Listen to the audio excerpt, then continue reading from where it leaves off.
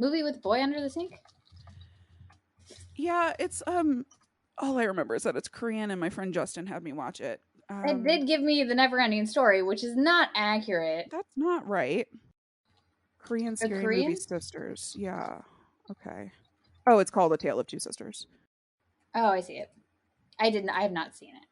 I see the cover, is what I'm saying. I don't remember a ton. I remember images from it, like really striking images. I was gonna say that's kind of how I felt about the movie we're talking about today, is because I watched it right when it came out, which was in early 2019, and I could only remember pieces of it. I couldn't remember the whole movie. Yeah, I think that's how this movie's going to be for me. Yeah, for sure. I think. I guess we can get into it then. Yes. Welcome to Never Show the Monster. I'm Kelly Attaway. I'm Chelsea Hollander. And today we're talking about Velvet Buzzsaw. It's a Netflix original. Is that right? That is correct. It is Netflix. So you can find it on Hulu. Came out in 2019. Chelsea's not even going to give me anything for that terrible joke. Came out on Hulu. I'm sorry. I was trying to look stuff up at the same time.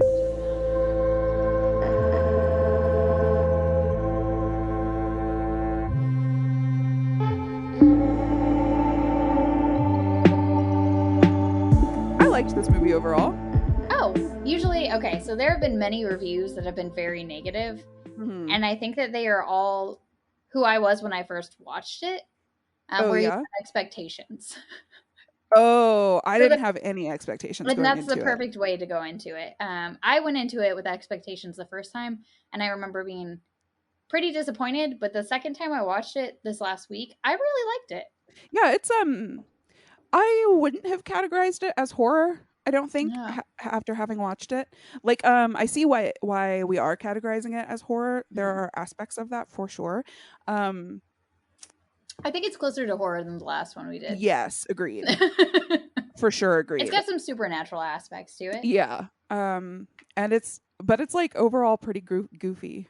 Yeah, and I think that it is supposed to be a comedy horror, like a satire on the art definitely world. Satire. Big time satire. Yeah. And so the director and writer of the film is Dan Gilroy, who also wrote The Fall. Which is The Fall? The one with Lee Pace. Oh, with Lee Pace. Yeah, great movie. I need to actually let me look at it to make sure that that's the correct movie. Okay, it is. Yeah. I was like, there's a chance that it was a different movie. I was thinking of that TV show with Gillian Anderson and Mr. Sexy Time Whip Sex Dungeon. What's his name? Dorian? Wait, no. Okay, yeah. Because I was like, Jamie Dornan. That's it. Yeah. I didn't finish that. I thought it was pretty bad, and I love Gillian Anderson, so that was hard to admit. Yeah, I was gonna say, whenever I was looking at Dan Gilroy's page, just seeing what he did, because he did Nightcrawler. Oh, and that's how his relationship, with Gyllenhaal, exists. But whenever I looked, and I was like, oh, he did The Fall. I love The Fall. I need to rewatch The Fall. Yeah. I remember really liking it, and again, I just remember like imagery from it. Yeah, and that's kind of what it was like, and it was directed by Tarsem Singh. And he The Fall was or Velvet Buzzsaw? Yeah, The Fall. Velvet Buzzsaw was directed and written by Dan Gilroy. He had the idea back in the 90s after his movie, because he was supposed to work on Superman Lives, which ended up being scrapped because of cost. But the entire like backstory to Superman Lives is super crazy, and I recommend anybody look into it, because it was like Kevin Smith was putting it forward. There's an entire documentary on why Superman Lives didn't happen. It's also the one that Nick Cage was supposed to be Superman, so if you ever saw shots of him in the Superman outfit, it was going to be a perfect movie. How do we get a fan campaign going to make this happen? I mean, I feel like it's already been going for a very long time, but what had happened was there was this terrible producer on it who I went down a rabbit hole when last night when I was looking at stuff around the movie, and I was like, I had seen the Kevin Smith, I think in one of his comedy shows he had talked about it, or he just had a special where he talked specifically about Superman Lives and his involvement in it. And it basically didn't get taken up because there was this terrible producer who wanted Harvey dumb Weinstein things to happen. I don't. This guy also did get in trouble for sexual assault on. Well, but it I guess wasn't that Weinstein. tracks. Yeah.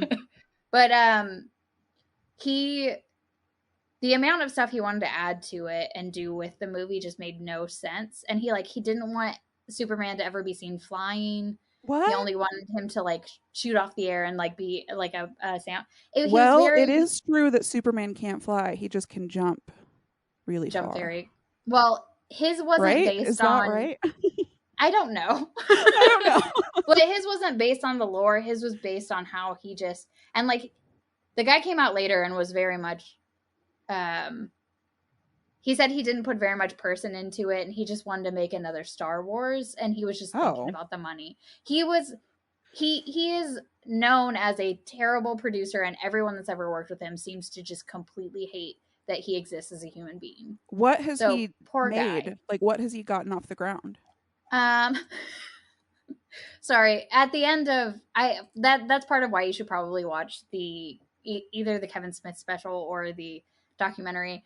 But at the end of the talk about the Superman Lives and like his script was supposed to be darker, and it was going to be directed by Tim Burton. Like it was going to be an amazing movie directed by Tim Burton, starring Nick Cage. Wait, so is this before or after Tim Burton's Batman? I think it was after. Okay. Because it was in the late 90s. So it was 98 when it's snowing. Oh! Sorry. Have yourself a merry little Christmas. I have been staring out the window all day, and this is the first time the snow has actually happened. So I'm sorry. I just interrupted all of that conversation for this. But I'm so happy. No, it's breaking news. It really is. It said it's been snowing for 3 hours, and I have been completely pissed because there has been no snow. There's been a little bit of rain, but no snow. But there's finally snow. Oh, for the home listener, the reason I started singing A Christmas Carol is because we're recording on Christmas Day. This won't come out on Christmas Day, though. It will not. So, sorry for the anachronism. But you guys can think back to a week earlier. Or fond time memories. Earlier. Fond memories. Okay, so what were you saying? We need at the end of Superman Lives. It was supposed to be Tim Burton. It was supposed to be much darker. Okay, I'm gonna have to look this up on Wikipedia, so it's gonna take me a second. The character who plays Shadora. Oh, I never. Not Radora. It's Radora. Thank you. I'm like it's Fedora, but with a different. I'm astonished that I remembered that because throughout all of my notes, I have her down as either Velvet or Buzzsaw or Velvet Buzzsaw. That makes sense because she's the only one that's actually associated with that. I don't know. I like the name of the movie, but I don't know why that was completely chosen. I have some ideas. We can talk about it. Oh, good. I'm looking forward to it. Okay. Conceived after the project of Superman Lives, which he had a hand in developing, but was canceled by Warner Brothers. It goes through what the script was supposed to be, and Jack Nicholson was going to be Lex Luthor. This would have been nuts. It would have been amazing. I think that we keep the same cast and we make it happen today. Smith originally suggested that Tim Burton to direct his script, and he signed on with a pay-or-play contract of $5 million. Anyway, we might have to do a follow-up later and watch the Superman Lives documentary and talk about that because it is so interesting. I would love to. And there was another movie where someone worked with him. Oh, Neil Gaiman. He was trying to do Sandman. The other producer was trying to do Sandman, and Neil Gaiman he was like, I have. Not only is this the worst script for Sandman I've ever read, it is the worst script I've ever read at all. Oh no! It was rough, and I was like, ooh. The producer wrote the script? I think he had a hand in writing it, or how it was supposed to play out, because every one of his ideas they want to put into the script. Yeah, and that is something that Kevin Smith talks about a lot. Is that he's just. You know what this makes me think of? So I work in software. I'm a software developer, and I imagine producers like product managers in my field.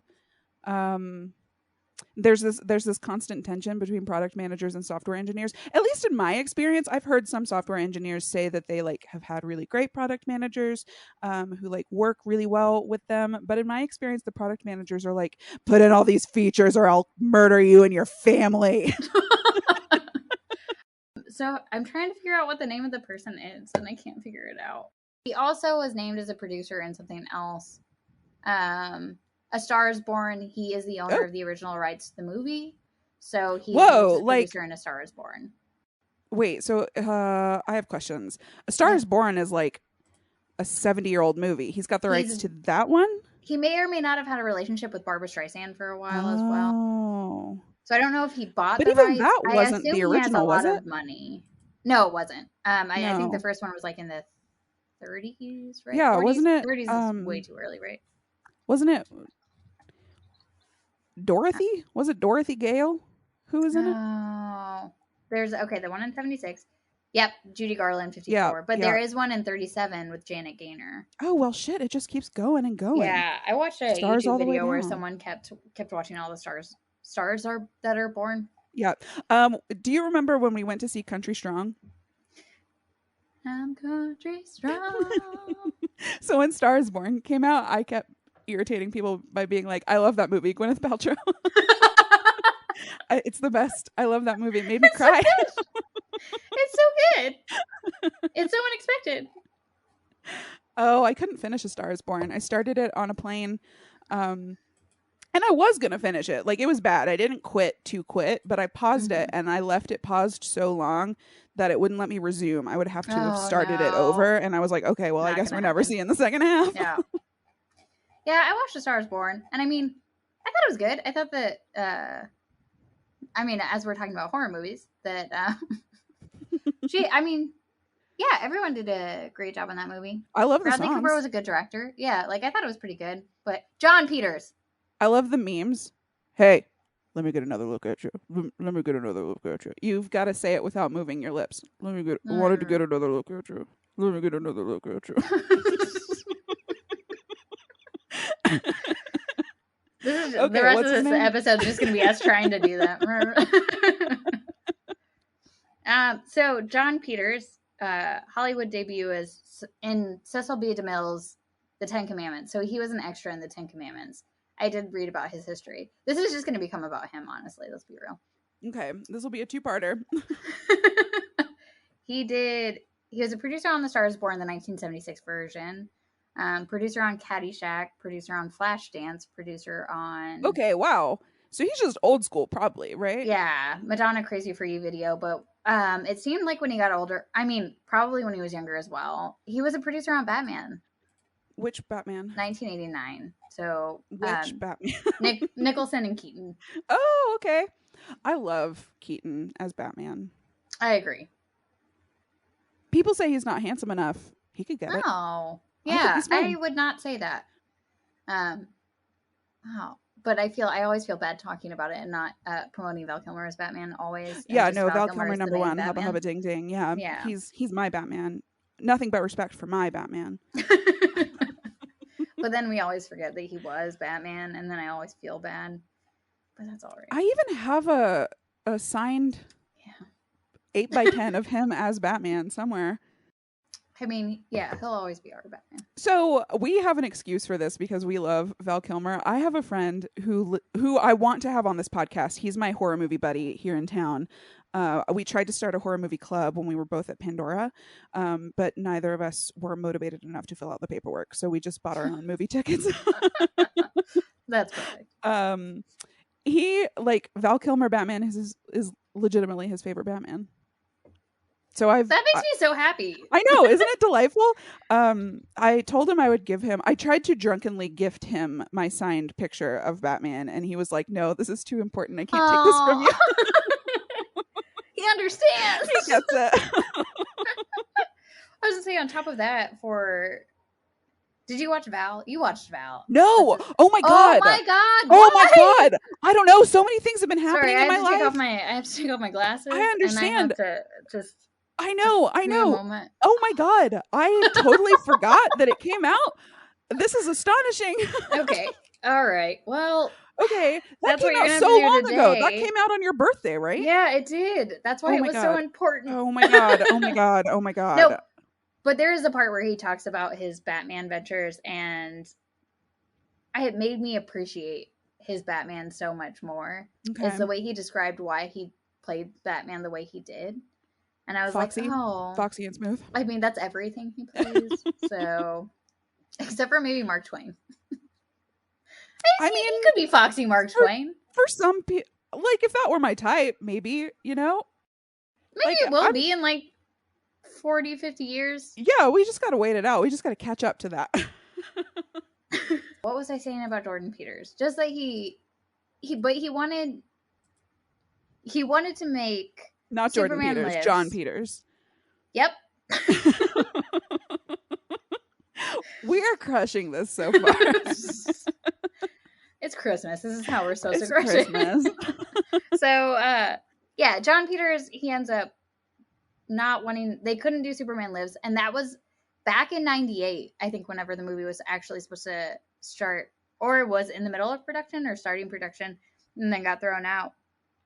But that's around the time that Dan Gilroy had actually come up with the idea for Velvet Buzzsaw. Yeah, so it could have been made in the 90s, so it would have been different. And then if you think about this movie in the 90s, so a high-level summation of this movie is just that, like, paintings kill people. Paintings kill people. Well, because you were disrespecting the painter. Yes, true. Yeah. Completely true. But if you think about it, how it would have been in the 90s, if it would have been made in the 90s, would it have been like how Nightmare on Elm Street has, like, trying to be, like, kind of fantastical but using practical effects? Like, would that have been a better movie? Okay. I don't know if it would have. I really like what they did in this movie, and I like what they did with the art world, so I don't have a lot of complaints about that. But in terms of, like, we wouldn't have had Daveed Diggs if we did it in the 90s. That's a good point. It's a great cast. Phenomenal cast. It's a great cast. Jesus. And that could be why I had such incredibly high hopes for it whenever it came out. And I had it, like, it was one of the ones I had marked on my calendar that I was, like, counting down the days until it was available. And the day it was available was the day that I watched it. And then I recently just watched all of the reviews over again to be like, how did other people feel about this again? And then I was like, oh yeah, they felt like I did, and they felt betrayed. Betrayed? Let's go into that. Why did you feel betrayed? Because whenever it was just like, I'm trying to think back to 2019 because I'm trying to remember what horror movies came out. And I remember it feeling like a very dry year.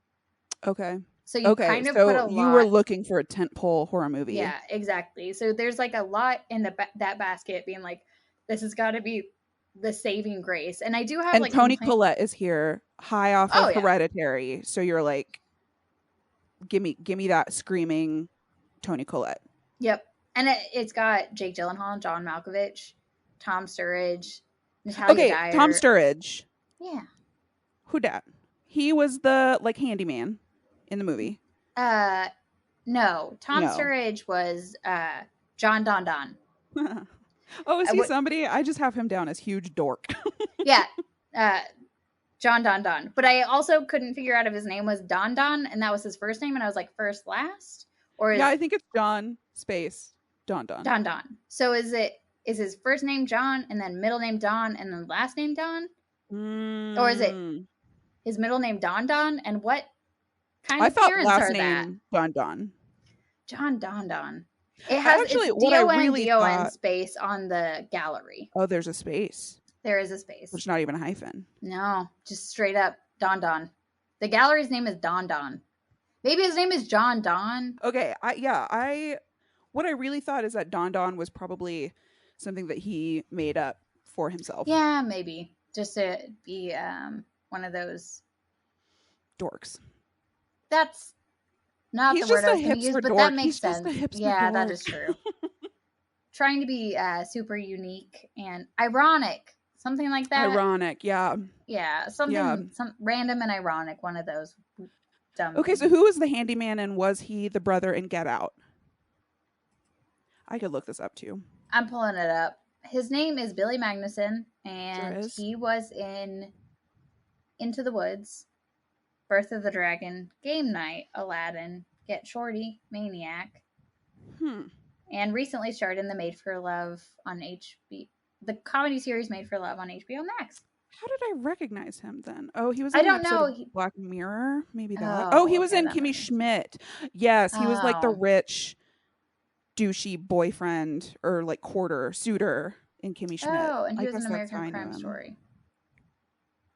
Okay, well, yeah, he was all right. He wasn't who I thought he was. Yeah, he was fine. I'm a little disappointed, but it's fine.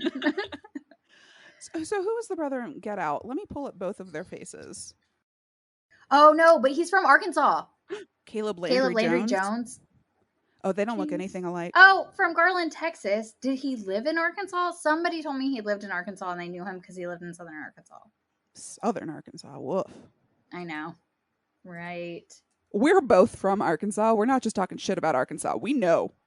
We know. But Caleb Landry Jones, also in that one movie about the last exorcism of... Just the last exorcism? There are so many Last Exorcism movies that I get confused. He was in Antiviral. Did you ever watch that movie? I did not. Was that good? I don't know. Okay, I'm going to look at it. What? I don't know. It's a Baby Cronenberg. Okay. And I just remember being like, I know it was gross. So the premise that checks out. The premise of Antiviral is like, people want to feel closer to celebrities, and so they buy the diseases that the celebrities have and inject themselves with it. It's weird. It's a weird movie. Yeah. Classic body horror. Like, that's definitely in Papa Cronenberg realm. Mm-hmm. So the last exorcism was the one where it was kind of found footage, and it was about, it had Patrick Fabian, which isn't super helpful. I'm trying to figure out what he's known for. He's known for a specific role. And I hate that in the list of items, it doesn't count whatever I know him from as the top item. He was in Veronica Mars, but that's not what I knew him from. He was Professor Hank Landry. Joan of Arcadia, this is not helpful. This is a very specific... Should I watch The Last Exorcism? I thought we had watched it together. Apologies to whoever I watched it with. I hope you don't listen to this podcast. I mean, it could have been me. Oh! He was in Saved by the Bell, the college years. That's it. That's where I was introduced to him in 1993 to 1994. This all makes sense. Jeremiah Lasky. I think he did end up dating Kelly for a bit. Yep, Kelly and the Professor. Wait, the dad was? The guy who was the preacher in Patrick Fabian. Yeah, he was in Saved by the Bell, the college years, and he dated Kelly for a bit. And that's what I know him from. So anytime, just like, you have a central point of your house whenever you move to a new place, and everywhere you get to is from where your house is. Yep. Patrick Fabian's point that his origin is, for me, is Professor Lasky. Got it. From Saved by the Bell. So no matter what he does for the rest of... We are way far away from this movie right now. We'll get there. We have gone so far. We'll pop back up the stack. We'll get there. Okay. So we were talking about Billy. So the movie basically starts off just in the LA art world, which is as I wouldn't even say posh, but snobby and pretentious as you would expect. And I feel like it being in LA makes it even grosser. Yes, and it opens on like a fancy gallery scene. It's a gallery opening, and Jake Gyllenhaal walks in, and we quickly find out that he's like an art critic. So he's here to review the premiering pieces at this opening. But when he walks in, he's got this like strut to him, and I was like, my first thought was not, oh, he's playing a gay character. It was, is he playing young John Malkovich? So his character was actually based on a current art critic named Jerry Saltz, who's really well known in the art world. And his, I don't remember where, and I feel like this is probably New York. I don't think it's New York Times, but some magazine in New York, I think he writes the art critic page for. And what kind of he says is like, he's the most important art critic that's kind of known right now. I mean, there might be, I'm sure that there are bigger art critics that I'm unaware of, but Jake Gyllenhaal had said that he based his character off of Jerry Saltz. Jerry Saltz is a really cool dude. He became a art critic after being a truck driver for a long time. Oh. And then he decided to pursue his dream at some point, was like, I can keep being a truck driver, or I can try to do what I want to do. Yeah, girl, get out there. And then he ended up becoming a amazing art critic to the point where he's at the top of the game, and he is, I follow him on Instagram, which cool. He posts a lot of dicks, lots of dicks. Oh. So if you're not into that, you don't need to go look at it. Are But they artful dicks or I think just so. Yeah, okay? I mean they're like drawn and painted and stuff. Sometimes Oh, 3D. so he's painting. He's doing nudes. He's not doing Oh, he's not making them. He's just like, this prawn. shit's what's good. And I'm like, oh, okay. She's wieners. Yeah. There are also naked women, but the amount of dicks is pretty extreme. He is also married to a lovely lady who is also a art critic. Oh, is her name Josephina? Oh, here's her name. Roberta. Her name's Roberta. Roberta. Yeah. Oh, wait, hold on. I'm wrong. Her name isn't Okay. Roberta. With her weekly gallery list. He did an at for her, but it's not her. It doesn't go to her.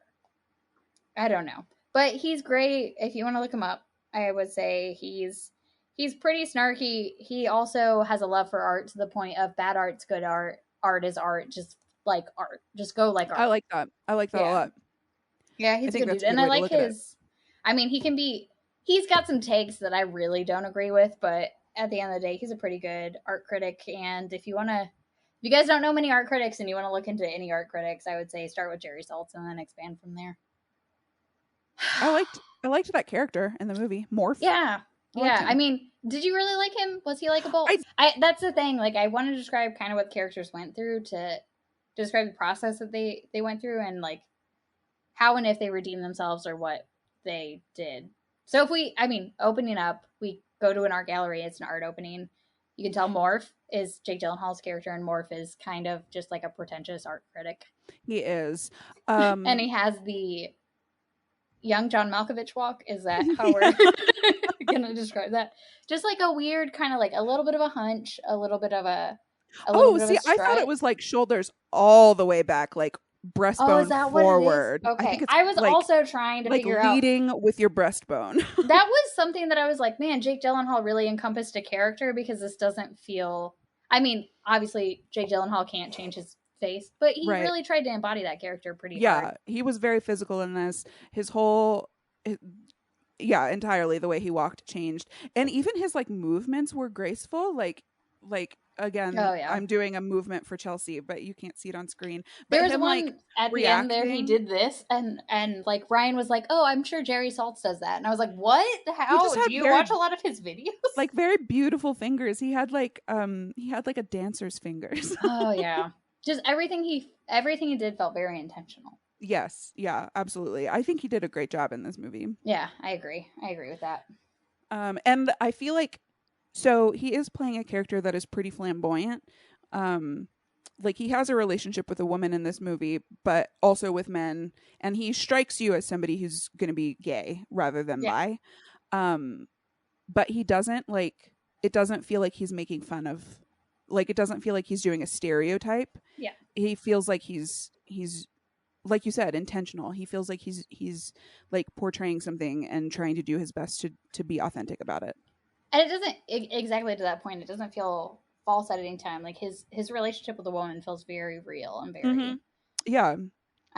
There is also a quote that I read about the director who wanted to talk about Morph's character, and he said he wrote the character to be sexually fluid because he believes that sexuality is far more fluid than society does. I fully agree with that. And I think that making an art critic be that fluid is like very appropriate, right? Like somebody who's going to be very creative and like thinking about art all the time. And that just makes sense to me. Yeah.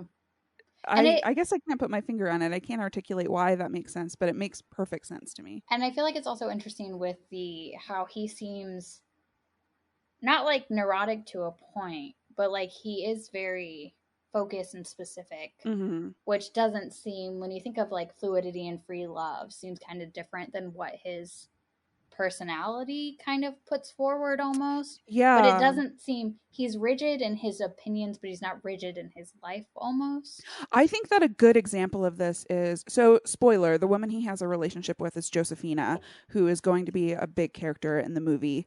And there's a scene where, and she's played by a black lady. And he's describing her skin color, and he's like, it's like a saddle brown. Like he lays out a couple different ways to describe her the color of her skin. And at first I was like, is this appropriate? Like, you can't just talk about somebody's skin like that. I'm pretty sure I wrote this in my notes because I remember him saying the saddle brown, and I was like, that's... Yeah, you can't just say that. Oh, it was like the perfect shade between rusted almond and saddle brown, or rusted something. Almond, toasted maybe almond, it wasn't rusted. Maybe that was just I was like, how... I remember it being almond, and I was like, maybe it's rustic almond. Oh, maybe rustic. I don't know. my notes are very, very bad.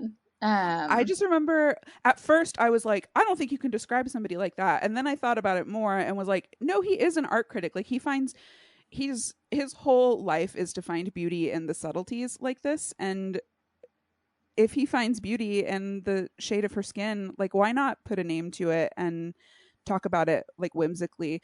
And I think that that's a good example of what we were just talking about with his character, which is that, like, he's very specific. He's very hyper aware of things. But that doesn't mean that he can't be free with his emotions. Like, he knows what he likes, and that's what he pursues. I think that is the probably most morph description you could get. Like, that is exactly it. Oh, she's gonna be in the Marvels. I was trying to look at the girl who did play Josephina and see what she's is it doing. just Josephine? It's not Josephina. It might be Josephina. Josephina. You're right, Josephina. Okay. I have her in my notes for the first half as broken-hearted girl because at the beginning of the movie, the gal from Stranger Things calls her and tells her that she saw her boyfriend cheating on her. I just have her as broken-hearted girl. That's like in the first scene. She like calls scene. her and she's like, "Oh no." Yeah. But then you find out that, like, Josephina is not. She then starts this relationship with Morph, who is obviously just like enamored with her. And he's cheating on his partner to be with Josephina. That was pretty gross. That wasn't great.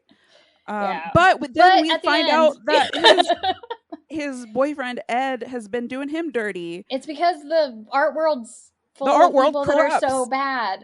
The art, it seems like the artists are okay people, but everyone outside of the artist ends up being just a bag of garbage. And I don't know if that's like a commentary on it. It's just like, people who try to make money off of people are bags of garbage. I think that's exactly the point of the movie. There are a couple lines that support that, and I think that also I think that, like, the plot of the movie supports that. I wish let me scroll through my notes.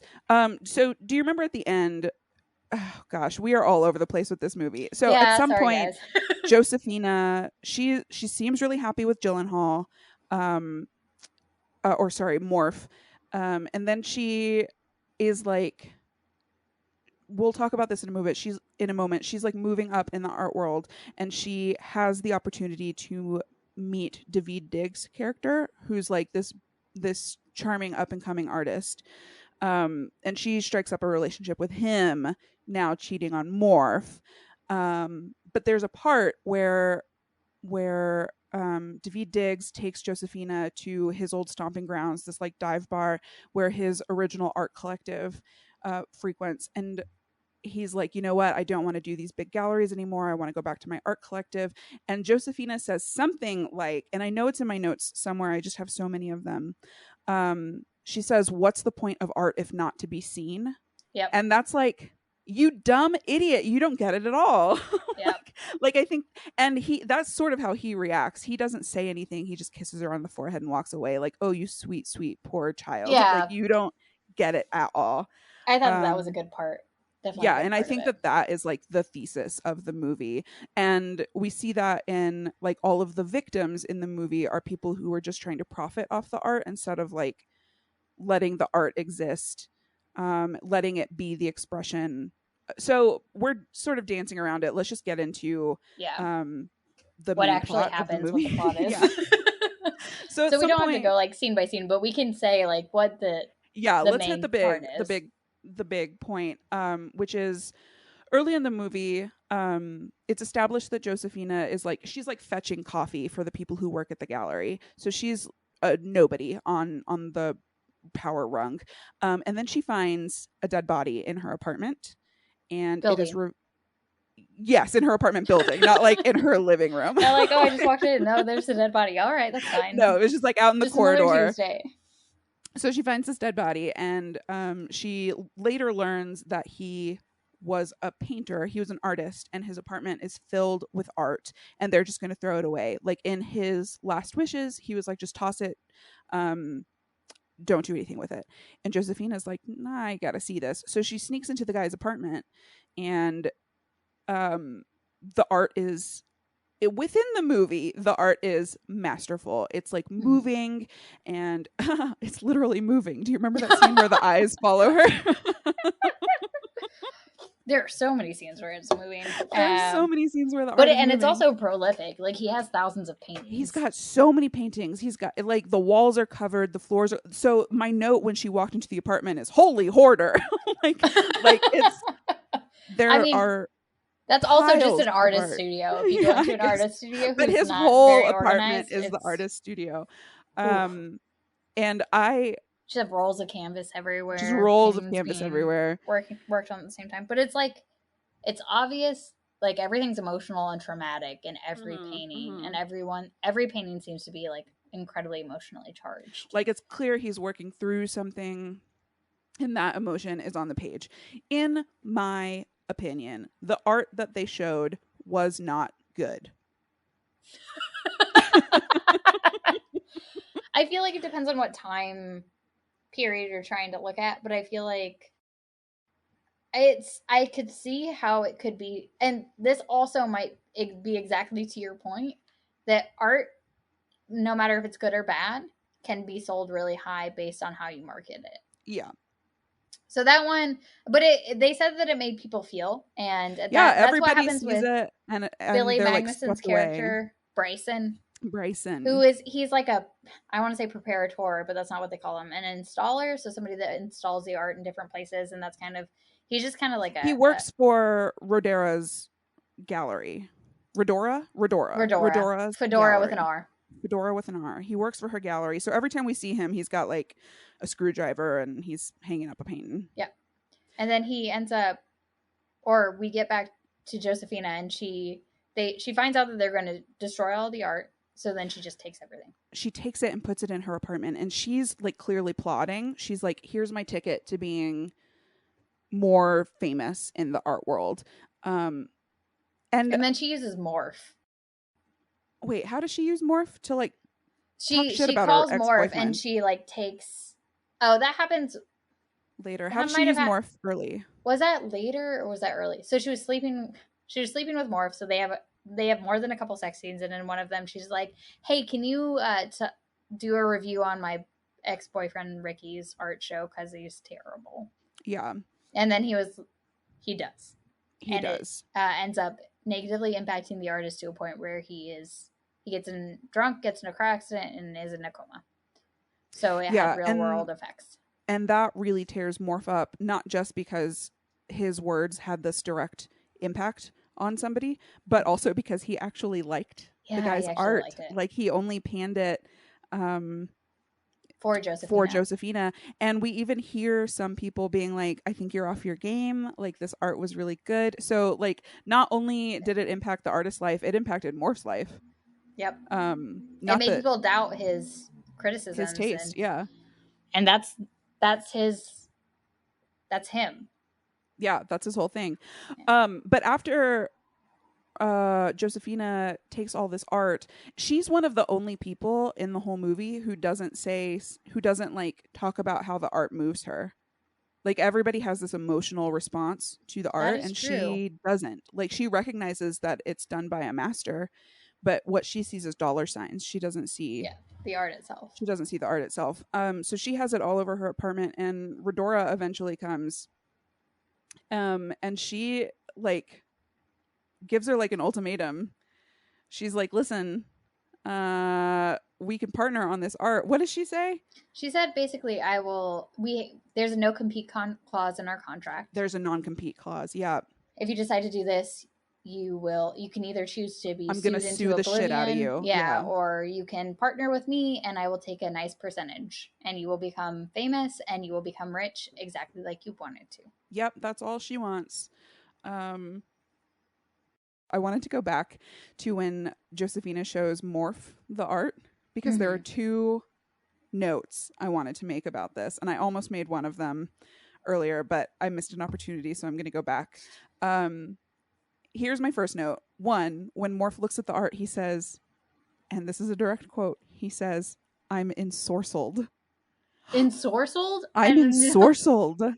I'm ensorcelled. And I wrote that down and was like, gonna use that. I remember there were definitely parts of it that I was like, I don't know if that's how I would describe it, but that's how I feel about it's very similar to how that one guy at the beginning of the movie was describing that hobo robot. And then I was like, this is such art fart talk that I was like, oh, gross. This is gross.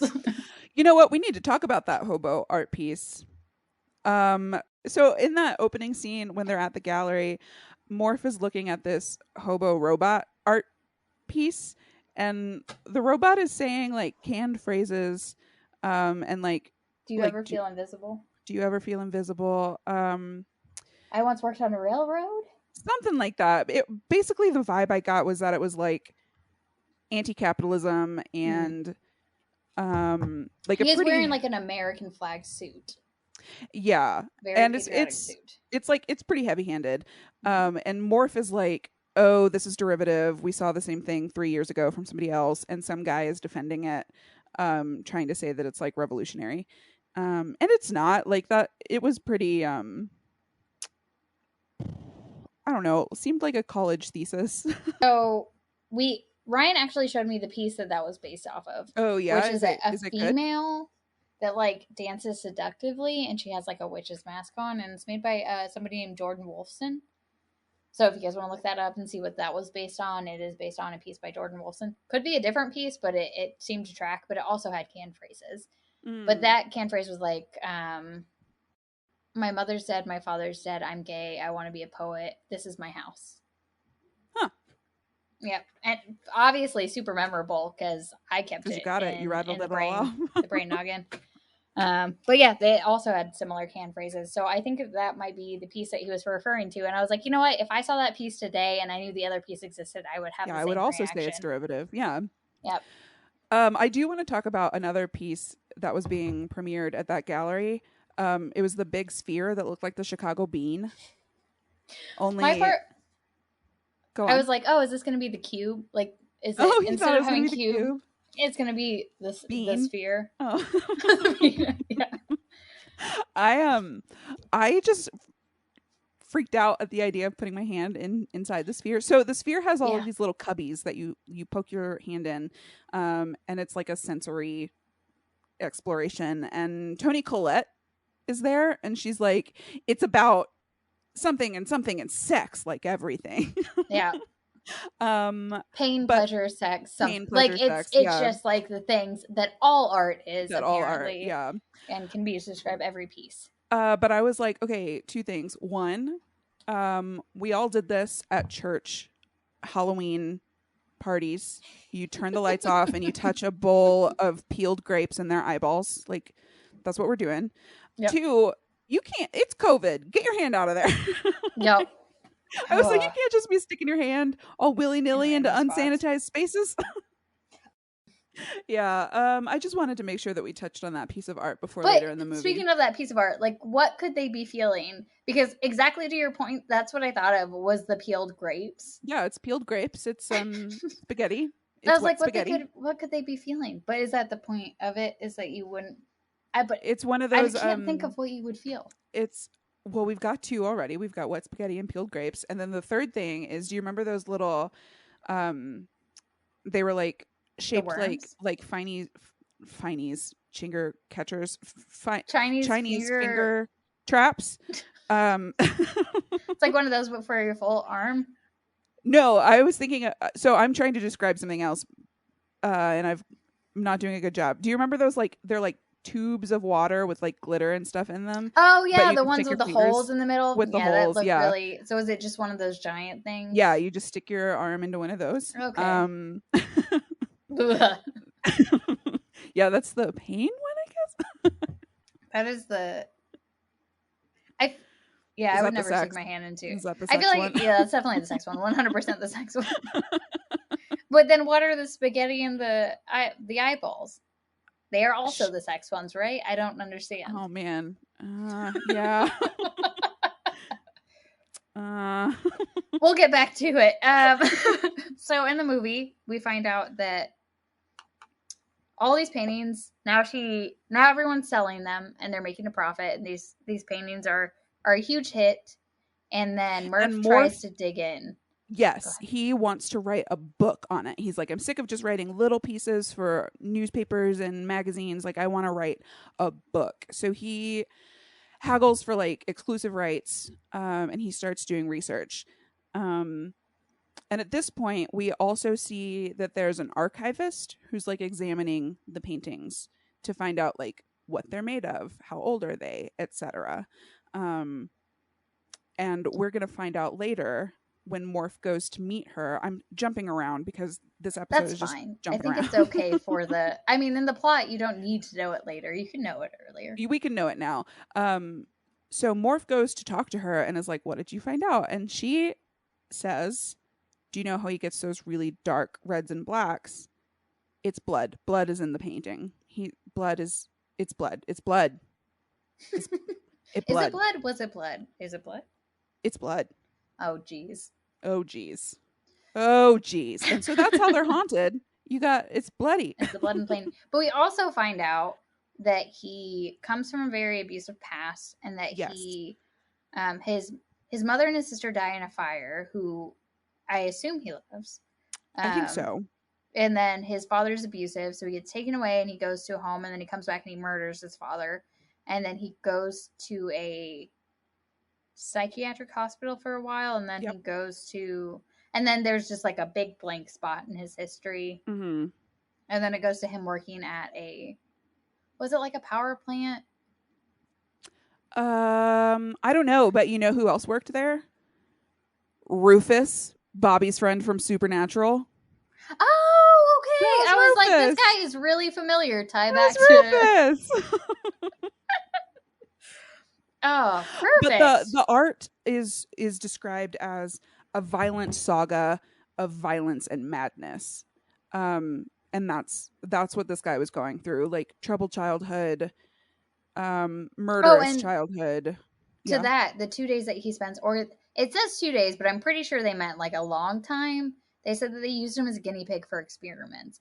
So that's also how you think you get the supernatural aspect, is that his blood is linked to something, but they used to inject him with a ton of stuff, shock therapy. They did just quick flashes of what could have been happening at the psychiatric hospital. But no like definitive answer on what was happening there. But it's like all the things you put into a cauldron to make some supernatural entity at the end of it. And so he made all these I guess I didn't get that. That's a good connection. I just thought that he was like emotionally tormented from all of that. But you're right. Maybe they were like, that's not. I don't think that's enough to make a ghost. Let's put more into it. I think that they literally like, how can we make this not necessarily the most believable, but like, how can we put this into a cauldron and just do everything we can to make this happen? Yeah. Like that kind of seemed like a haphazard part where they just try to shove everything in. But then they were like, well, now he is in the paintings, and then he is. But he did. Is he a bad person though? Because he asked for them to be destroyed. He was like, I would like for them to be destroyed. Thank you and good night. I mean, I think that that if you go around murdering people, spoiler, some people about to be murdered, you're not a good person, even if you were tormented. Honestly, they've been being murdered for like the last hour of the plot that we have just completely skimmed over. Yeah, well, we'll get there. He also murdered his dad pre-Ghost. True, and he also murdered a guy that worked at the power plant. Oh, pre-Ghost as well. Yeah, and Rufus was like, "You don't mess with him. You don't mess with him. You don't mess with him." He was like, "Just leave it alone. Leave me alone. Here is a card."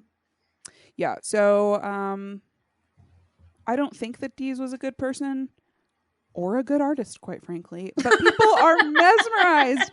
There's a scene. So early in the movie, it's established that John Malkovich is sober and has been for years. But when he sees a Dees painting, he grabs a whiskey from a serving lady's platter and downs it. Starts drinking again. This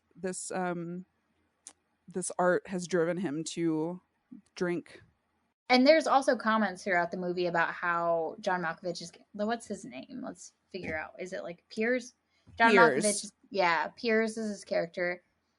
He is known, they said that he has not been good since he's gotten sober. People have made these comments. Multiple people, I think, throughout the movie have made comments that he is not as good as he was when he was drinking. And that now that he's sober, he's not really producing very much. And that's something that Piers also feels as well. Which there's actually a film. Man, this is gonna suck. I wish I had looked this up right beforehand. Um, it's on HBO. It's an HBO film about an artist who did like dots back in like, I want to say the 70s and 80s, and then he started doing different kind of art later on in life, and it's like his life journey and why he changed his art and how he can't like, no one likes his new stuff and how his life is so hard, and they just want him to go back to what he was, but because he has evolved as a person, he can't do it. Yeah. But I can't remember what it is. I think you see that in music a lot. Like you I like their old stuff better, which is also the name of a Kyle Kinane comedy album, so you see it in comedy too. Just I think I didn't know that was common. an album. It's good. Is that a recent one? No, 5 or 6 years ago now. Okay. But I really liked it and was like, I don't necessarily like his old stuff better. He's got a new one called Trampoline in a Ditch that I haven't listened to yet. I think I did listen to that one recently, but I think I weirdly listened to like snippets of it before I listened to the entire album, and I was like, I already listened to all of this. I saw him on tour during that one, so I think that I've probably heard the jokes. But yeah, I think that's fairly common with all artists, not just fine art. Like you grow and you change, and not everybody is going to like that change. They grew to love you when you were doing the old stuff, and what can you do? Like that's okay. Not all art is for everybody. Just like the dead guy's art in this movie is not for me. It's not for you. and to the point of Piers, like, so Redora, who we haven't talked about too much, she used to be in a band that was like an 80s rock band, 70s rock band. She was in a punk band. Yeah, she was in a punk band, and so 80s, it was must have been 80s. Was it 80s? And it was called Velvet Buzzsaw. Yeah, and that is the name of the movie, and that's kind of how you know her, and she seems like just honestly a huge bitch from the beginning, just like very mean, very stern. But I don't even know if she's mean. I think that she's driven. I think that she's ambitious. She is very driven. And in women, that reads as mean. That's a good point. I don't think that she was mean. I feel very sexist saying that. Appreciated, like the call out. Well, at the beginning, the way that she treated Redora, that's her name, Josephina. Yeah. The way that she treated Josephina broke my heart a little bit, and I was like, that's really mean, and I was like, that's harsh. And so what happens early on is that Josephina is late to work again, but this time it's because she found that dead body, and Redora is like, I don't give a shit. Like, you clearly are not taking this seriously. You were supposed to be my protege, but if you're not going to respect the job and you're not going to respect me, then I'm not going to help you. And like, yeah, that's harsh, but I don't think that's entirely wrong of her. Well, I mean, she came in to be like, there was a dead body in my apartment building. We had to call 911. But at the same time, Josephina has been lying all of the time about being late to work. So, like, boy who cried wolf, you know? She also said that the guy who said it about her had made advances on her. A pass on her. Yeah. So then that's also, I don't know. Partially, like, who is she going to believe what's going to happen? But she also got mad at Coco. And Coco got fired, who is played by Stranger Things Natalie Dyer. Yeah. Natalie Dyer. So Coco ended up getting fired because a very large man made his way through the front. And she could not stop him because she is She's just a little pint-sized baby. Yeah. Like, I couldn't stop that person. I am also very small. Like, most people could not stop this person. Very large people couldn't even stop this person. And he's from David Diggs Art Collective. Yes. So he comes in and is like, what does he even say? He's just mean. He's just mad, and he's like, don't take, what is his name, Hamrish? I'm trying to figure out the name of do not remember. Here, let me find it. I think it's, Darmrish. Damrish sounds right. He was like, don't take him away from us, we'll be ruined, basically, because he's this up-and-coming artist that's going to be very good. He's the star of their collective, and they're like underprivileged community living in a part of LA that's not great. A part of LA that is not rich. It's like going through hard times. There's a lot of graffiti. It's very beautiful. Like the graffiti, like it's clearly a very artistic community. And Daveed Diggs is like their shining star who could maybe help get the community some support. So this guy is like, don't take him. And Redora is like, back the fuck up. Like she is not she scared. did stand up and she was like, nope. Mm-mm. She was like, under no circumstances get out of my gallery. She did. So she did have a moment. Redora did have a moment with. By the way we're describing it, we're not describing any of the horror aspects. And we're like, no, this is this is about their relationships, and we need to talk about that, and that's really important. But the way that Redora had the conversation with Piers, whenever he started to go off, he started drinking again. Instead of being a big, he even started looking at going to Don Don's gallery, which is Tom Sturridge's. And he does. He ultimately goes to Don Don's gallery. He Don plans poaches to. him. Does he end up going to it? He comes there and he's like, we want to sell your art. But then Redora comes back and he's like, I started drinking again, which I think is a way of being like, hey, you're about to get some really good art. Instead of being like, oh, I'm for it, she was very much like, please don't do this. And like, go to my beach house. Please take care of yourself. See, make art for yourself. Make art for yourself. This is sort of why I'm going to defend Redora. Like, no, that's valid. I think that she is a good person because of moments like that. Yeah, so she came from a punk background, and yeah, she like climbed the ladder and is now like a high-end art purveyor, but she is like, she wants Pierce to be making art for himself. Like, yes. That's what makes good art, is when you're making the art for yourself and you like have something to express, you have something to say. It's not just like, oh, let me print money. Like, that's not what makes good art. Yeah, agreed completely. And I agree that was the moment that Redora, I was like, I am very, and like you can tell throughout how she emotionally responds to different things in the movie makes you be like, oh, also Rene Russo is married to the director, and that is why she was, I think, chosen for the role, but she did a very good job. That was Rene Russo. Rene Russo is Redora. Who's Rene Russo? I know it's Redora. Let me look her up. Dan Gilroy's wife. She's also in. Great, thank you. Nightcrawler. So that's what I saw a lot of people compare her to. She's in Major League, Lethal Weapon. She's in all the Lethal Weapons, I think, or Lethal Weapon 3, Lethal Weapon 4. Yeah. Oh, she's Avengers too. She plays Frigga in Thor. Frigga, so she's part of Thor's world. She played Natasha in The Adventures of Rocky and Bullwinkle. Well, that's where we can. Is that the point where we go back to for her? Is that she's so famous and she only has 29 actress credits? It looks like she won a couple awards for Best Supporting Actress in Nightcrawler. Sorry. I'm losing my shit today. But I thought she did very well. And part of the reason that I also enjoyed this movie on the second watch was because I watched a lot of and this was probably really dumb because this can change how you feel about a movie before seeing it. So I always recommend not putting, this was my second watch, so I'm allowed to do this. But I went and watched a bunch of interviews with the cast beforehand, and the cast was so likable, and the way that they played off of each other and they just seemed like they enjoyed their time together made me like it. You can tell more in the movie, like everybody has chemistry with everybody. Yeah, it's really good. Yeah.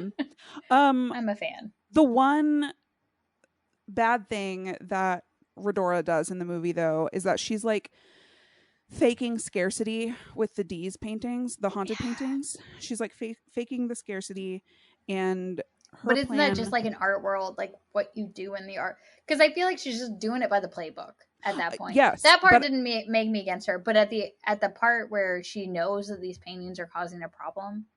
Well, she does the right thing when she knows that they're a problem. No, for herself.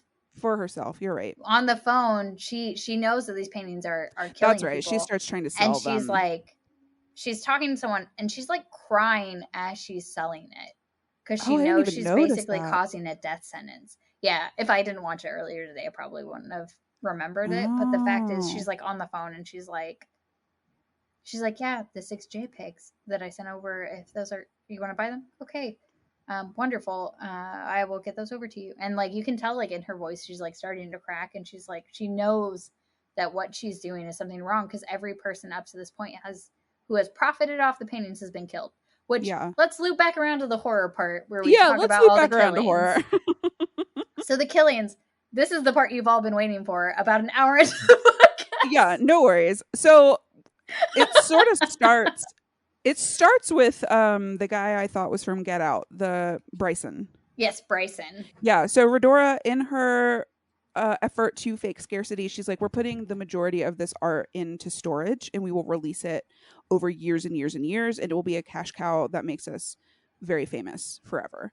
And so she packages it all up and sends Bryson to take it to a storage unit. But Bryson is a little nosy Nelly and opens those up and realizes that it's the Dee's paintings, which had moved him so much earlier. Yeah. So he's like, oh shit, like I have all of this. Imagine what I could do.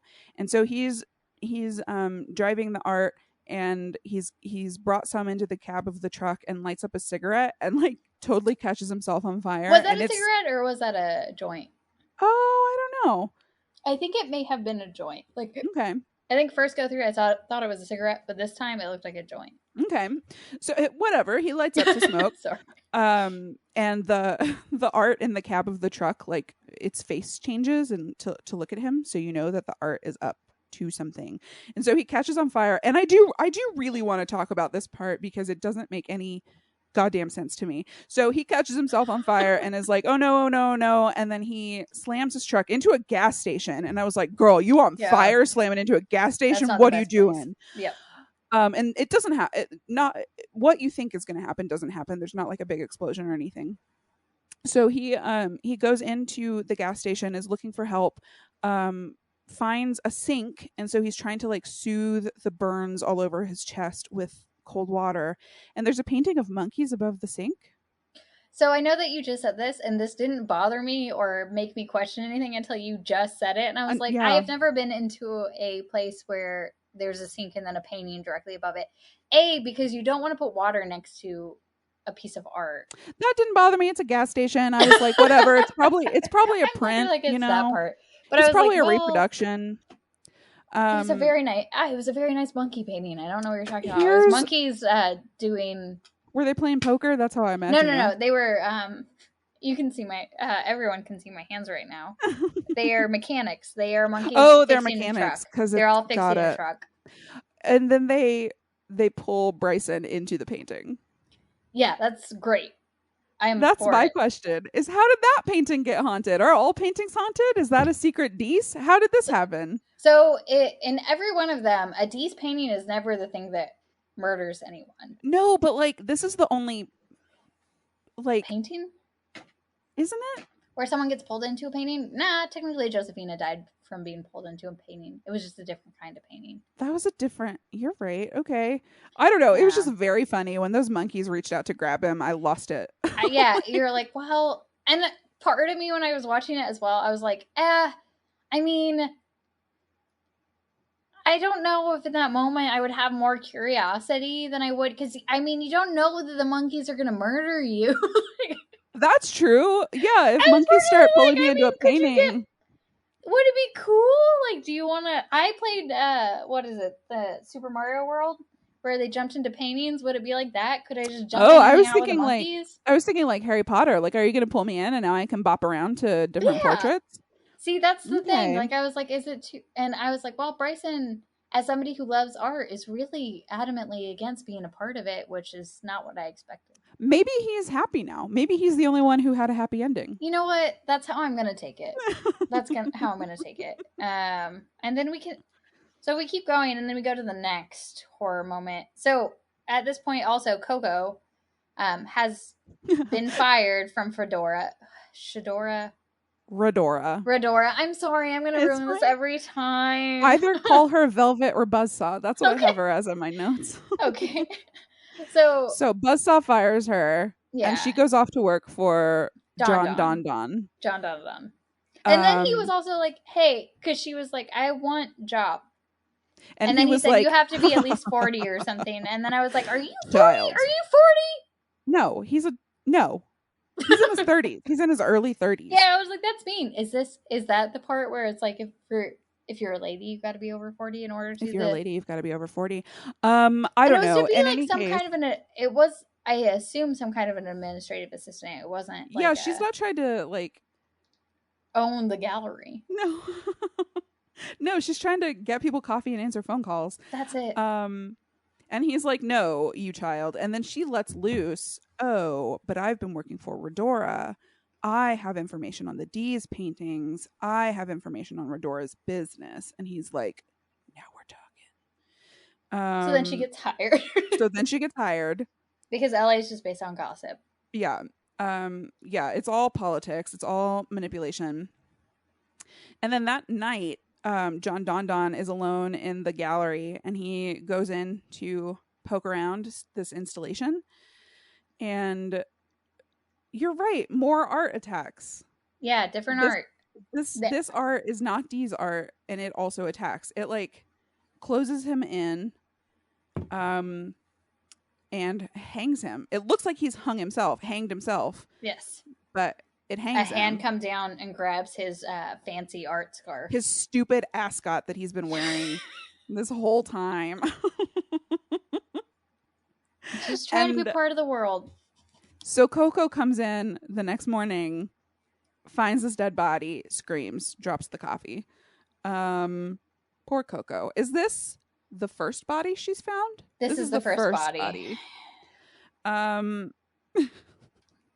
Spoiler, she's gonna find more, guys. She's gonna find so many more. And then we go to, and I'm just trying to go along with the deaths. So the next one is Gretchen. Who is Toni Collette. Yes. Right? That's the next one? Yeah. Gotcha. So Gretchen, earlier in the movie, she was working for Redora's gallery. But she got an opportunity to basically be the Redora of a different gallery. So she got the ability to be a buyer for a famous person. Yes, you're right. Not a gallery. So she's an art advisor is what she is. So good for her. Good for Toni Collette. Which, by the way, she looks great in this movie. Her severe bob. That's what I was like. I think, should I take a picture of her in that movie to my hairdresser next week whenever I get my haircut? I was like, this is very cute. I like this. I was like, cut and color, please. Could we do both? Let's do it. Thank you. Even in her murder scene, I looked at it and I was like, I like those pants a lot. She looked great in her murder scene. And I was like, those shoes were great too. And I was like, I'm not a fashion person, but at the point where I was like, do I want to be a fashion person? I don't, but it made me pause. I didn't love her shoes for me. They were like a really chunky heel. I like that because I don't like thinner heels. I don't like heels. Okay, I understand that. If I wear heels, they have to be chunky for me to not feel like I'm going to. Same. For those who don't know, because I'm pretty sure most of the people know me, but I am very, very short. So I have to wear heels sometimes to look like a normal height. I'm pretty average, so I wear flats everywhere. Yeah. And you know what I like? I like a really masculine flat. One that makes your foot feel okay. I mean, yeah, no. Some of my shoes. What is a masculine flat? They look like men's dress shoes. Oh yeah, those are nice. I do have a couple of those. I like them with like a twist. Like I've got my favorite flats are leather, and they gave me hella blisters for the first year. I had to break them in so hard. They look like men's dress shoes, except that they have the dorsey cut out. So like on the inner middle of the foot, there's that swoop of a cutout. So like you can't wear socks with it. It's very cute. It's masculine, but like it's androgynous. And I like that. And Toni Collette's shoes in this scene are fully chunky heels. They are like Sunday church for a 5-year-old. Which, I mean, I'm into. I have no fashion sense. I have zero fashion sense. And Toni Collette has so much, so you overlap here. She does. Okay, that makes me feel better. I feel like I loop around because you know how really rich people buy really poor people stuff. I feel like I'm the loop around to the really poor people stuff that they're trying to look like. Yeah. I'm accidentally fashionable. So for some reason, Toni Collette What gallery is this at? Is this still at Redora's? No, Does it Coco is go at back to the Redora? Llama. The Llama. I had to look this up. So this is at the LA. It's not museum because the LACMA is the main LA museum, as far as I know, but it is the auctioneer place. Oh. I don't know why I'm turning so far away. Sorry. I don't know. I thought the answer might be over there on your to your right. So it's not the LACMA, which is the LA Contemporary Museum of Art, I think is what that. So this that is just a place where we're presenting our art in order for buyers to make offers. Auctioneering, but that also doesn't make sense because she was borrowing the 2 pieces from her client in order to show, and then she borrowed 10 pieces from Redora's gallery. So I think it probably is an art museum, but they did not use an actual art museum in this movie. So maybe the Llama is the LA Museum of Modern Art or something like that. La Mama? In any case, La Mama? Wait. In any case, what?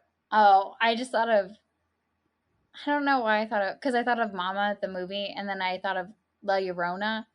And then I was like, La Mama. Thank you. Oh, sorry. No, I'm glad you committed. Anyway, back to La Mama. This is where we're at now. Colette is alone in the Llama, and she's like, she goes to check out that bean we were talking about, the Chicago bean, the sphere. And she knows this piece of art. I don't know why she does this, but she sticks her little hand into one of the cubbies. She wanted to feel the grapes. She wanted to feel them grapes. And it does not go, I wouldn't say it goes well for her. It could go worse. It could also go better. Like, how could it go worse? Now I'm trying to think of how it could go worse. So she gets her arm cut off, and then blood spurts through the other holes. Yeah. She could have gotten sucked into the hole. That would have been less Alien. bloody. That was like the monkey scene. The sphere could have sucked her in. Yeah, but it didn't. It was just arm cut off. And they like go into it. It's like a bloody stump of a shoulder. It's pretty gross. Like, and there's like blood everywhere. She falls down in a pool of blood, bleeds out. But probably my favorite scene is Josefina's explanation of what happened to Redora. Yeah, what did she say? She was like, it was a malfunction. She was like, they thought it was part of the exhibit, so they opened it up, and then people are just walking. A school came in and they walked on it because they thought it was fake blood, and they just kept walking around in the blood. And she Josefina looks like she had been part of something. She had like that disassociated look on her face that she was just not wanting to be a part of it. She looked like she was in shock. Yeah. Yeah. She was having a hard time. And she's the one who's like calling people. She's letting Morph know. She did not let Morph know, because Morph shows up immediately after that. And then Daveed Diggs is in there, and then it gets real weird. And he's like, she calls Redora. She calls Redora and is explaining what happened to Redora. Redora is having a hard time with it because she's obviously very upset, because Redora does have feelings. Yeah. And I think that Gretchen was one of Redora's really good friends, so experiencing that in that moment was really difficult. But just explaining that, and like it harkens back to the part where Don Don goes to Pierre's studio, and there's trash in the middle of the studio, and he like bends down. He's like, "This is remarkable," and he's like, "That's just trash." And then he gets up and he walks over to his painting. But that's like, how art is. What is art, you know? And they just assumed it was part of it. And then what happens is Coco walks up. Drops her coffee and is like, another body, hi. Another body. Poor Coco. Poor Coco. Before we get into the next deaths, Morph is starting to see the paintings move. He's starting to see he's starting to see weird things. And not just the paintings move, but like sometimes when he's talking to somebody, their face gets all crazy. Like he's starting to see things. So he even goes to get his eyes checked, and they're like, nothing's wrong with your eyes. You can come back in a week and we can like check again, I guess. But he's starting to realize that something is going on. Yep. And knowing the people that are dying, especially Gretchen, he was very close with Gretchen. Yeah. Gretchen based on, and he had talked to Gretchen right before she had passed, because this was That this is kind of also sucked. how I found out that Josefina was with Domrish, was Yeah, because Gretchen was Tony. like, "This is what's happening." Yeah, Gretchen, Tony Collette calls Morph, and they had had sort of a rough conversation earlier where Colette, what was her name? Gretchen. Yes. Gretchen asks Morph, "Hey, can I get some inside scoops on how you're gonna review pieces so I know what to buy?" And Morph Oh is yeah. like, "I would never." And she's like, "You do it for Redora?" And he's like, "Absolutely not. No, I do not." So he gets mad, and she's like, "Okay, bye."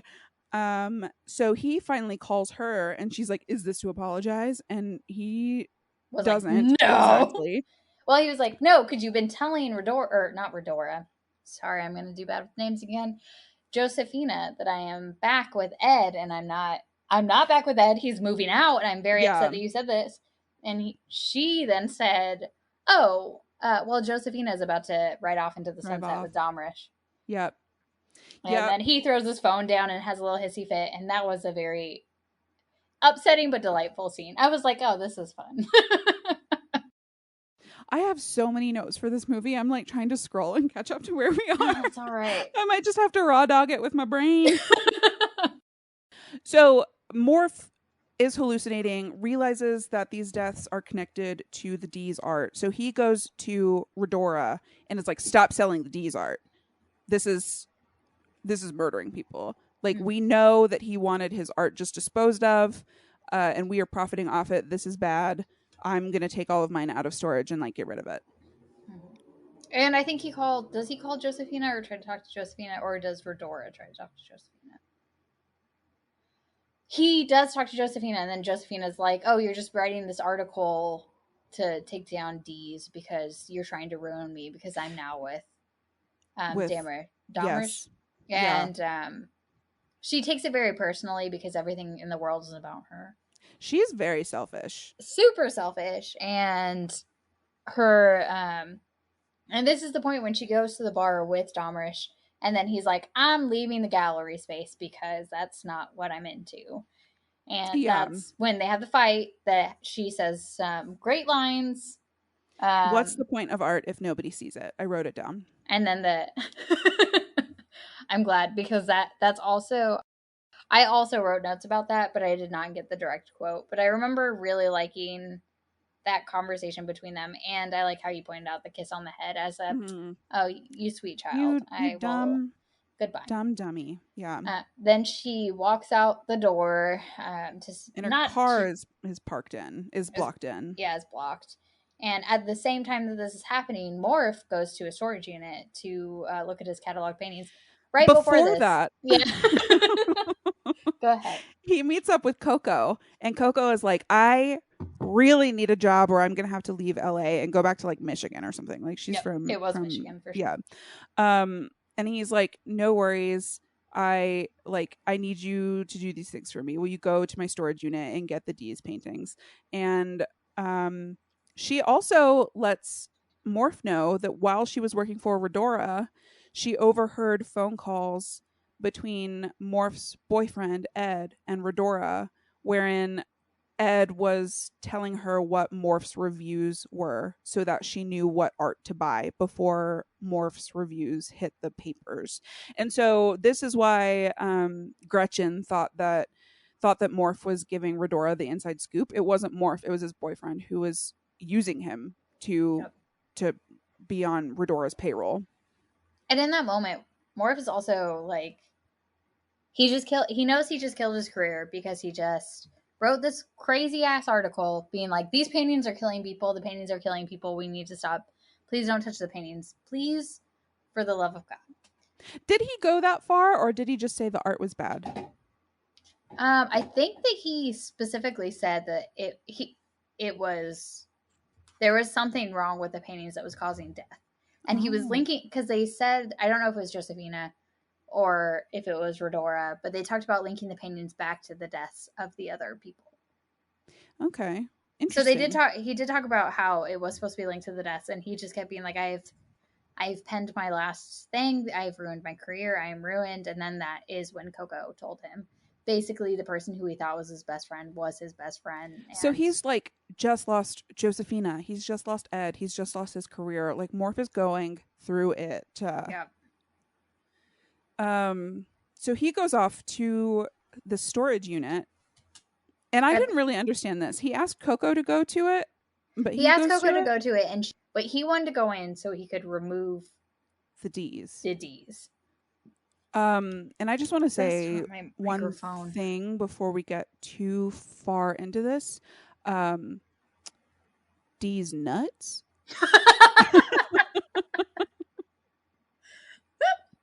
I was gonna say, we also never said that his name was D's. No, I mentioned it earlier. Had we been mentioning it? I mentioned you it did? earlier. Okay, I'm sorry. Yeah. But maybe that was the point all along, is D's nuts. D's nuts. I don't know, we made it an hour 40 before anybody said it. I couldn't. So Morph goes to his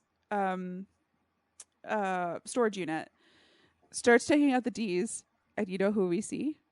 Do you know who we see? No. Who? Hobo Clown. We see Hobo Clown, art installation from the beginning of the movie, just like creeping through the halls, saying his little canned phrases. And that's scary to be followed by a. He was very calm for some reason, and I have no idea. Like at the beginning, he was like, "I'm just gonna walk," and I was like, "Why?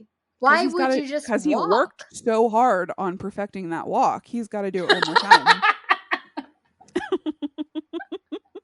Took a long time to get that John Malkovich walk down. That John Malkovich walk. So he's slowly walking away. He picks up the pace as he goes. And then he tries to put a cart in front of it, and it does not work out for him. It does not work great. And then he gets to like a dead end, and the Hobo Clown catches up to him. And does this happen on screen, or does it cut to black? Anyway, Hobo Clown kills him.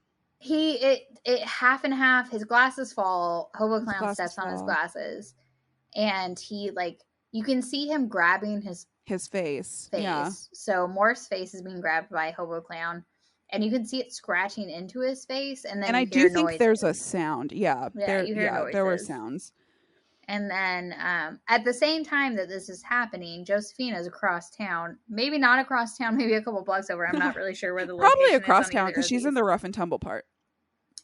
And his storage unit's he probably was economical about it and went close to home and not. That's not economical. That's the opposite. She went to rough and tumble. If he went to rough and tumble, it would probably be cheaper, but he did not. He was not economical. He probably went for space. Yeah. Or location. Time is money, etc. Art is sex, pleasure, pain, that's what we're saying. But he at the same time, exactly. Josephina is cranky because her car is blocked in. She calls the police. She's like this car towed, and then she stumbles into an art gallery across the street from where the bar is, and it's like we were talking about earlier. It's a lot of really vibrant graffiti hung in the art gallery, and she's making angry phone calls, and the art attacks again. It's she calls Redora to tell her that Morph is writing the article and that everything's going to go awry or something. That Damish, what's his name? Oh no, that's what she called about. Is that Damrish is going to leave. Damrish is leaving. Yeah. So she finds out that the paintings that she has, Morph is going to write an article about, and Damrish is her up and coming artist that's about to leave.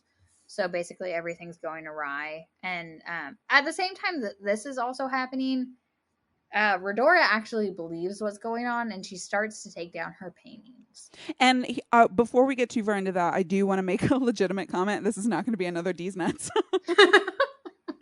So there's a point where it's before Josephina calls. Redora is alone in her condo, and she hears somebody and starts poking around in her apartment.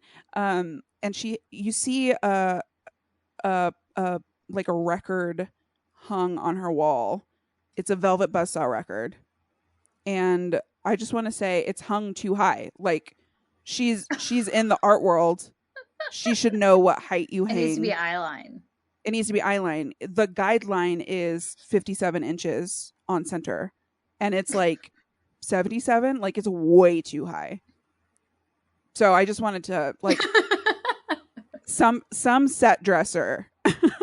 I mean, that was from her music days. Maybe she wasn't into art, so she went ahead and she was like, you know what? Back when I was a punk musician, I didn't know how to hang art, so I'm gonna hang this bad. So I think that's exactly what happened. I don't buy it. I just know she came around that corner, and I was like, that was way too high.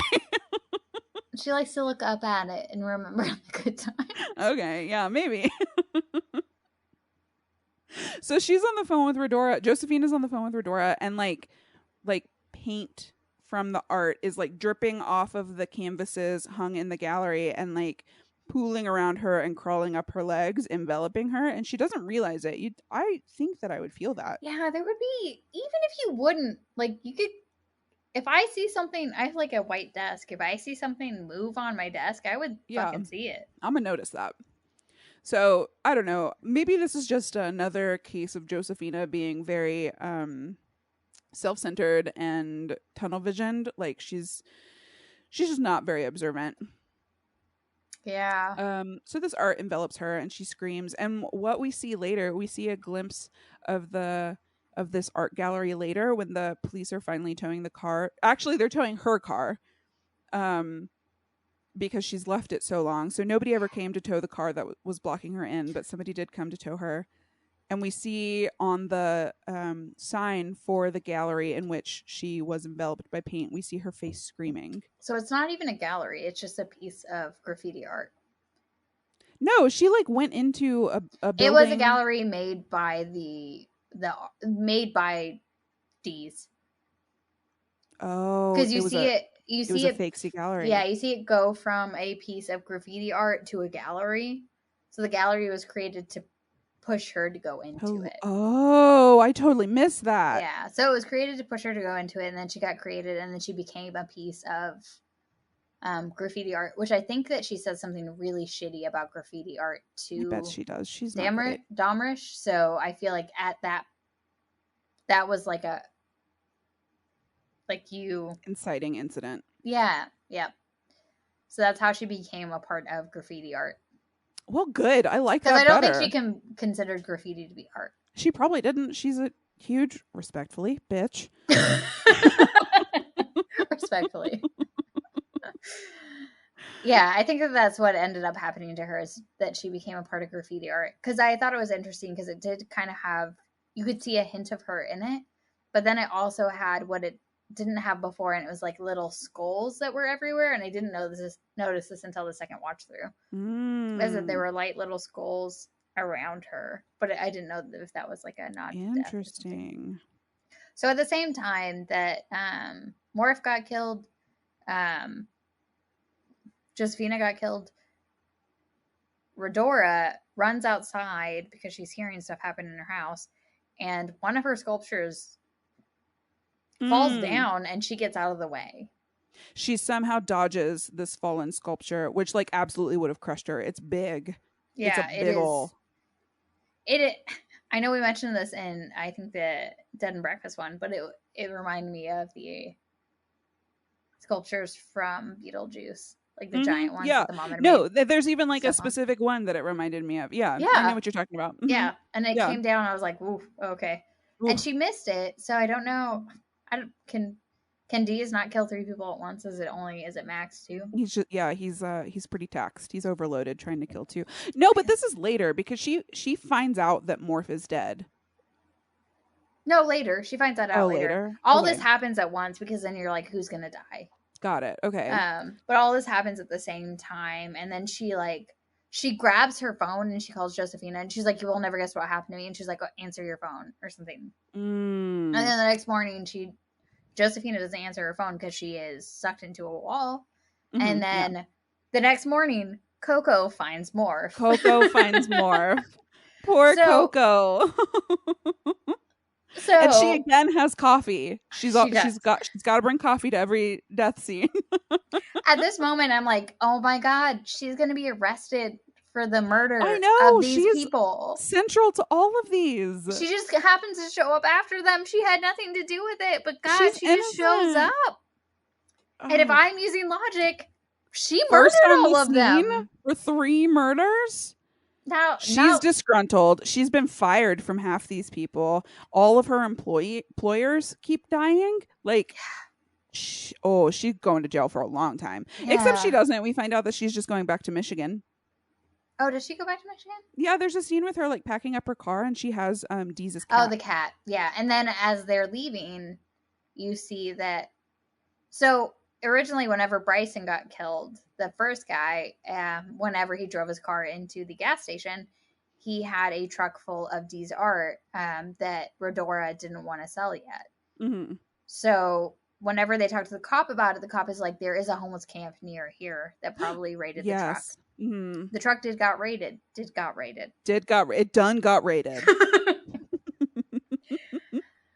truck got raided.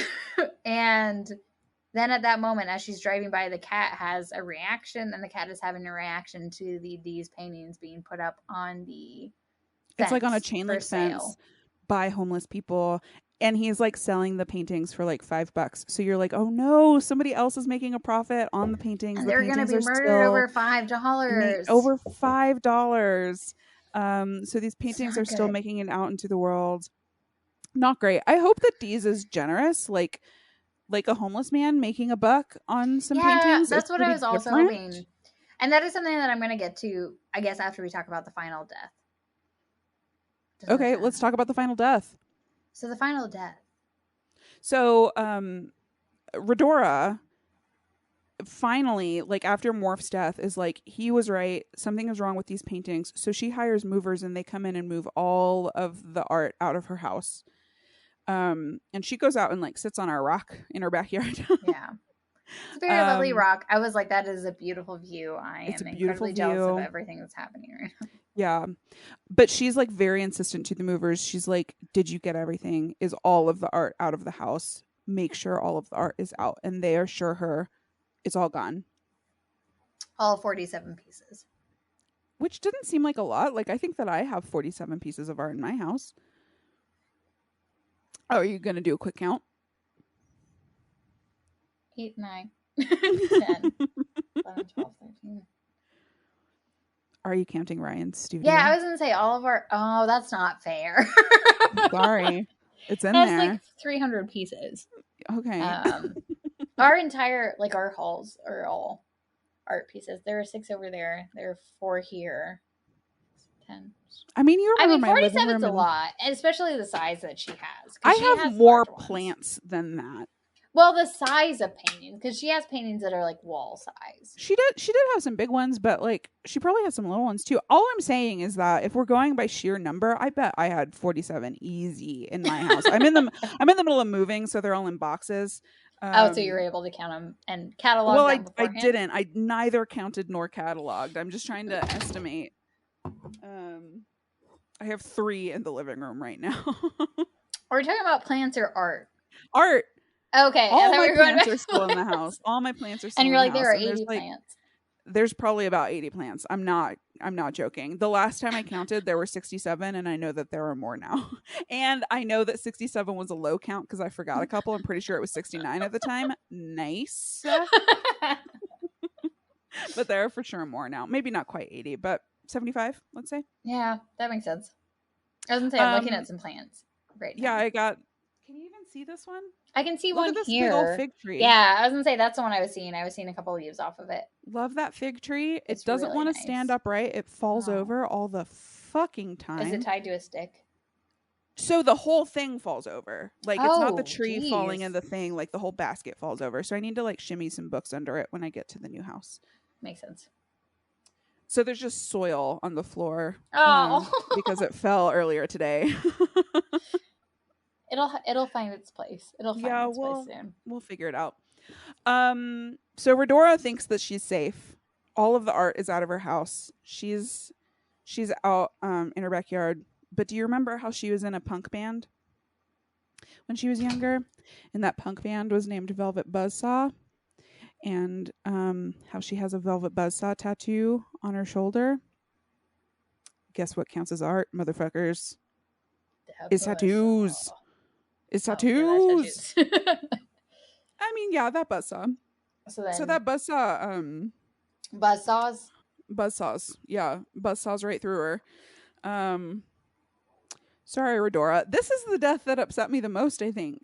Oh, I mean, so we can talk about this. Can get into the part where I'm like, this movie, I can understand why people did not like it because none of the people that were likable got killed.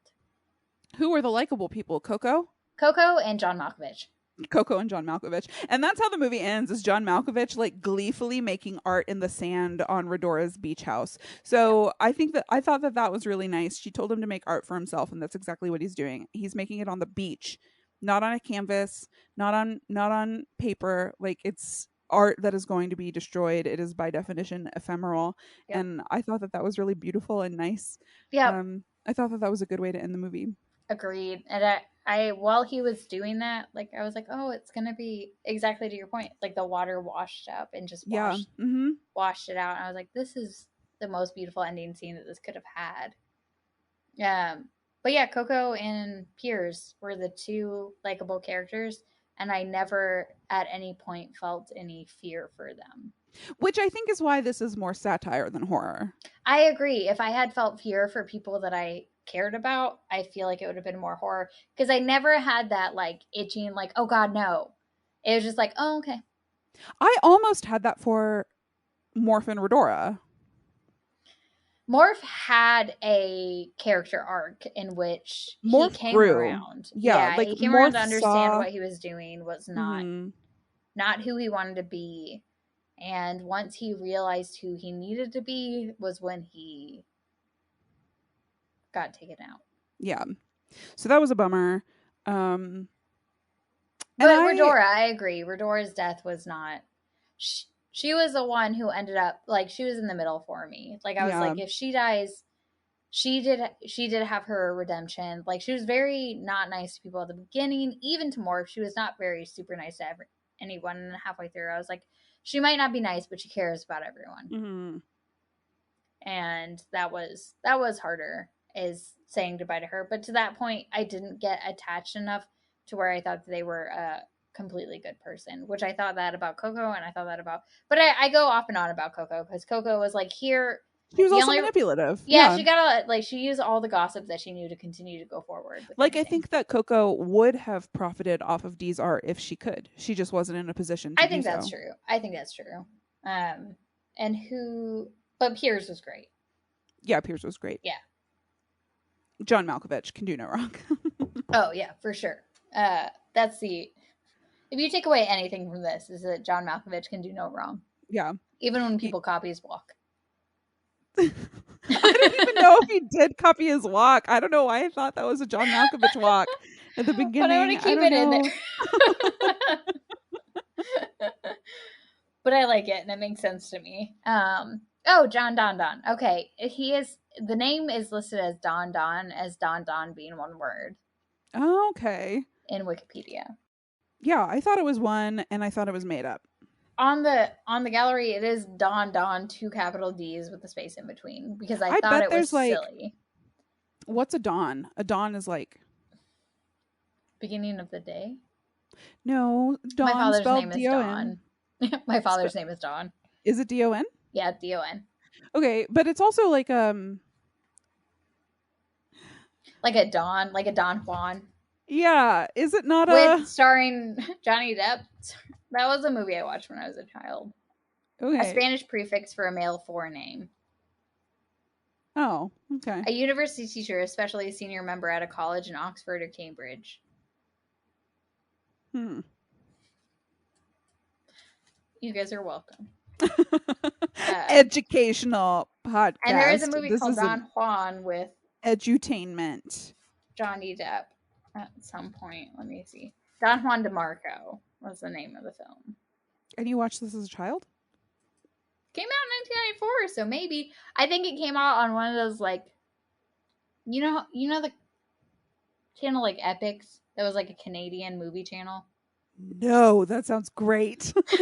I think it came on that. Oh, and it has Marlon Brando. It was one of the few movies that I taped on a tape. you know, whenever you put duct tape over the thing so you could tape over a tape. Yeah. Mm-hmm. Yeah, that's one of the, I feel like every episode we're going to have is just me talking about how I rent tapes and tapes work. Do you know what? I still have some tapes. Like, I am in the middle of moving and I packed some VHS tapes. Do you have anything to watch them on? Sure don't.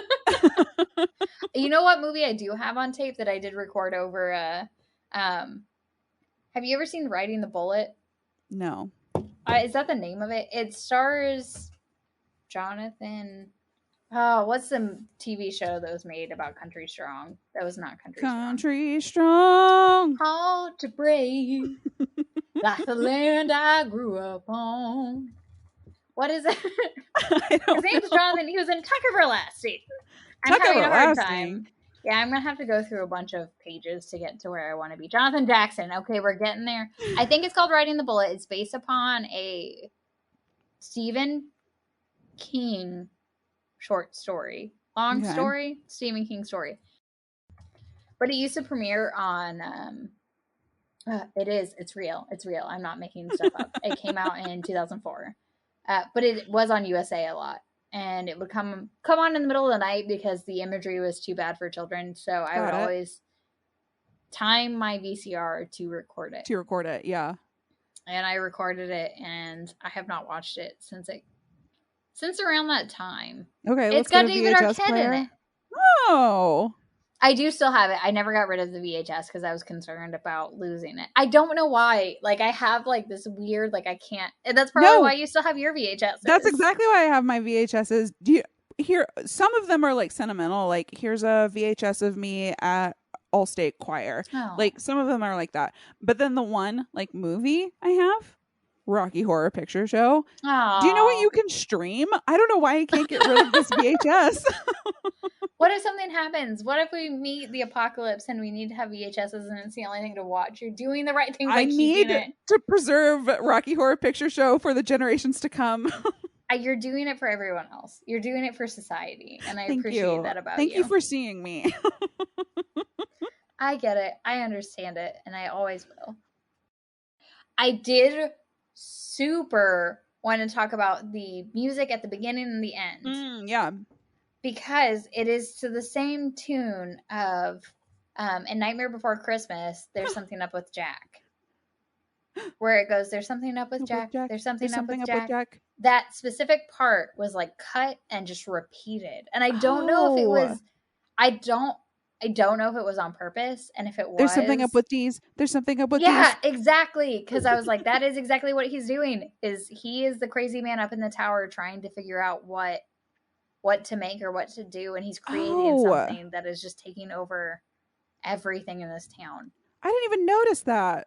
Yeah, whenever I listened to it, I started singing "There's Something Up with Jack." There's something up with. I was like, why am I singing this right now? But it made sense, and I was like, well, this fits. This fits what's going on. Oh, and to go back to earlier, whenever I was talking about an artist that was painting polka dots and everyone loved him, and then he later it's called The Price of Everything, and I do recommend it. I actually watched the documentary, and that's a documentary. Okay. It's on it was on HBO. I don't think it's on HBO anymore. It was an HBO documentary. You know what, I want to plug an app called Just Watch. Oh, yeah. Where you can just search for a movie or a TV show or whatever, and it'll tell you on what streaming services it's playing, and that's really convenient. You can even like set up default filters so that it only filters to the streaming apps that you are like paying a subscription for. It's really great. Just Watch is what it's called. Yeah, Just Watch is really great too because you can like make like want to watch lists. Oh, I didn't even know that. Yeah, I don't stay logged in, so I don't really use that feature, but I respect that it's there. Oh, my notes are all over the place. Yeah, I want to make a comment on something, but it's going to be so late in it that it doesn't matter. But when you were talking about her being like Saddle Brown, yeah, Saddle Brown. He also talked about the casket whenever Gretchen died as being... That's right. No, John Don. Whenever John Don died, he said it was smog orange as the description of the casket. And I was like... And then he said he would not want to... He wouldn't want to be there for eternity. And I was like, does the color of the casket... I was like, should I think of the color of my casket? Ooh, have you been to those like casket wrap? Yeah, I'm gonna have an urn. No, yeah. I want you to plant me like a tree. Like, I will do one of those. Thank you. We'll plant each other next to each other. Although, do you remember we were we'll die at the same time and then ghost plant each other. And then ghost plant each other. Do you remember how we were supposed to both be cremated and put into the same growler? Yeah, that's still the plan, right? I don't plan. Still the plan. And then once we're both in the growler, somebody needs to plant us and turn us into a tree. Perfect. We got to find someone to do that for. Okay. We'll write it into our will. We'll make the state do it. It sounds good. I think it'll work. Okay, is this the end? I think this might be the end. I think this is the end. Thank you for joining us on Never Show the Monster. Please find us on Twitter at NoShowMonster. Send us emails at noshowmonster@gmail.com. And if you have been watching Wheel of Time, please check me out on my other podcast called The 13th Depository. Soon we'll be pivoting to the books because the season finale just came out. So come join us there. And join us next week to talk about CANDYMAN, the new CANDYMAN that just came out. Thank you. Thank you.